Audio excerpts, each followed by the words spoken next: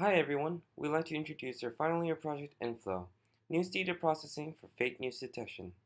Did you know that in 2016, more people engaged with top fake news stories on Facebook than with those on major traditional news sources, such as the New York Times? Many people were misguided by false information when they voted for Trump. As such, the prevalence of fake news can have far-reaching impacts, and the internet is at the forefront of its dissemination. We wanted to circumvent the spread of fake news by automating its identification. With this objective, we trained multiple deep learning models that can accommodate various news article formats and assess their veracity.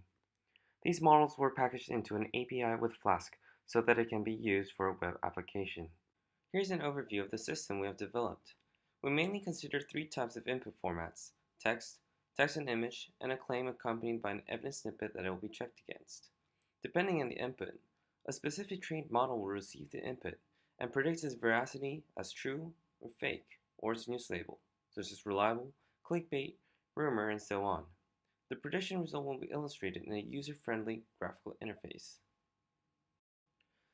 Let us now demonstrate the web application we've made that utilizes our fake news detection API. For only processing text, we use the text module. First, we must choose a model from the available models. In this case, we choose the ADAN model, short for Adversarial Deep Averaging Network Model. Then we must provide an article's URL and press the crawl button. This will crawl the article's content from the URL and show it on our screen. Once it has been successfully crawled, we press the submit button to make a prediction. Upon pressing the button, a pop-up window appears with the results.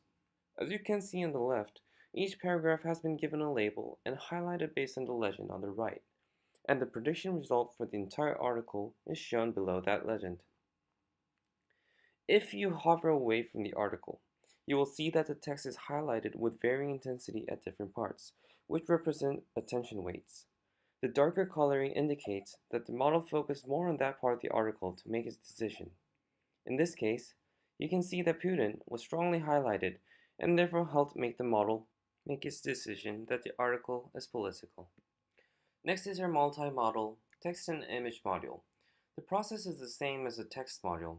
Here, we choose the EANN model, short for Event Adversarial Neural Network, that was trained with the Twitter dataset. We also provide a URL for a tweet, and its content is crawled. This particular tweet claims that the Earth is flat, which, unfortunately, some people seem to really believe. Hopefully, our model is smarter than these people. Let's find out.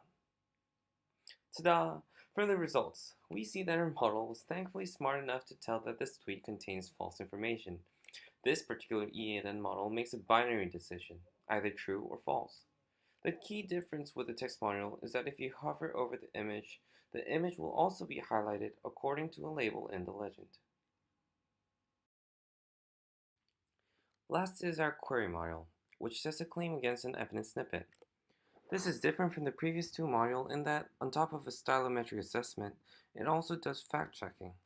Therefore, assuming that a crawled article is true, a claim to be verified needs to be provided as an additional input for this module. Other than the additional input, this module also goes through a similar process. Here we choose the BiDAF plus DA pipeline, which is short for bidirectional attention flow and decomposable attention. The BiDAF model locates the most relevant paragraph to the claim, while the DA model determines the relationship between the chosen paragraph and the claim. We provide a URL to a news article covering the Notre Dame Cathedral fire. As a claim, we say that the Notre Dame Cathedral was on fire, which is true, according to the crawled article. After pressing the submit button, a triangle that shows the varying confidence level for each of the possible label output appears on a pop-up window. For this claim, we see that the article and the claim have textual entailment, as it is the label with the highest probability, meaning that the article supports the claim.